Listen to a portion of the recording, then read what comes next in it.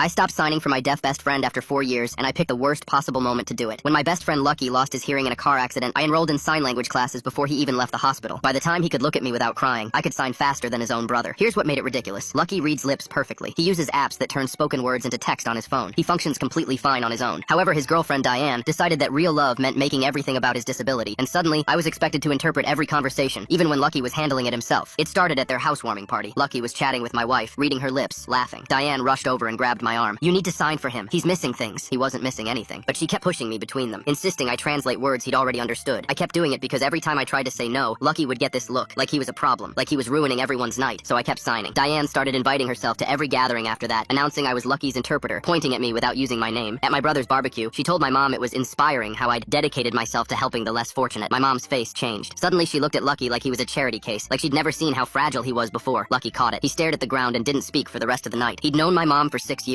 The worst was my daughter's first birthday party. My parents flew in from Ohio. My in-laws drove 4 hours. I spent the entire afternoon signing conversations Lucky didn't need because every time I tried to hold my daughter, Diane would tap my shoulder. "Lucky is talking to your uncle. Go translate." At one point, she patted Lucky on the head like a dog and told my mom, "He's doing so well today. Sometimes loud places overwhelm him." I watched something in his eyes go flat. I got so busy translating, I missed my daughter's cake. I missed the presents. I got 0 photos with my daughter from her first birthday. My wife stopped speaking to me that night. She told me 3 times to stop enabling their behavior. She just looked at me and said, "You're choosing their comfort over your family." She wasn't wrong. Then Diane's sister got engaged, and Diane made it clear I was going to the party. "It'll look weird if Lucky shows up alone." I should have said no. When I showed up to Diane's parents' house, the place was packed with over 50 people. Half of them were family Lucky had never met. Diane worked the room, introducing Lucky to relatives, except she wasn't introducing him, she was introducing me. "This is Lucky's interpreter. He's deaf, so he speaks through his friend here." Cousin after cousin, they'd look past Lucky and talk to me like he was furniture. One woman asked what Lucky did for work. Diane cut in, "Something with computers. Tell her he's very smart despite everything." Lucky's face went still. He'd heard that phrase from doctors, from strangers, never from someone who was supposed to love him. When Diane's father stood up to toast the engagement, the room got quiet. Diane leaned over to Lucky, loud enough for me to hear, "Don't worry, I'll have him translate so you don't miss anything." Then she looked at me. "Make sure you sign everything. I want Lucky to feel included. You know how hard this is for him, being around normal people." She expected me to keep signing, to make her look like a hero for dating a disabled man. I stopped. My hands dropped. Lucky looked confused. Diane frowned. "What are you doing? Keep going." "No," I said. People turned. Her face flushed. "What do you mean, no? Lucky doesn't need anything," I said. "He reads lips. He uses apps. He handled conversations fine before you decided he couldn't. You're the one who needs this. You need everyone to see how good you are for loving someone broken, except he's not broken, and I'm not your prop." I turned to Lucky. "She calls you her deaf boyfriend to everyone." I signed directly. "She tells people you're smart despite everything. She told her mother you were lucky to have someone willing to deal with your situation." Lucky looked like a man who knew this already, but was only seeing the full picture until now. Diane tried to recover, forced a laugh. "He's exaggerating. Lucky, tell them." Lucky didn't move. Her smile crumbled. I grabbed my jacket and walked out. Diane tried to distract everyone, but Lucky left right after me, and half the room followed. Lucky told me a few days later. "I broke up with her," he signed. "I knew how she talked about me. I just thought maybe that was as good as it gets. Someone who can tolerate this part of me." I told him, "Being deaf is the least interesting thing about you and doesn't define who you are."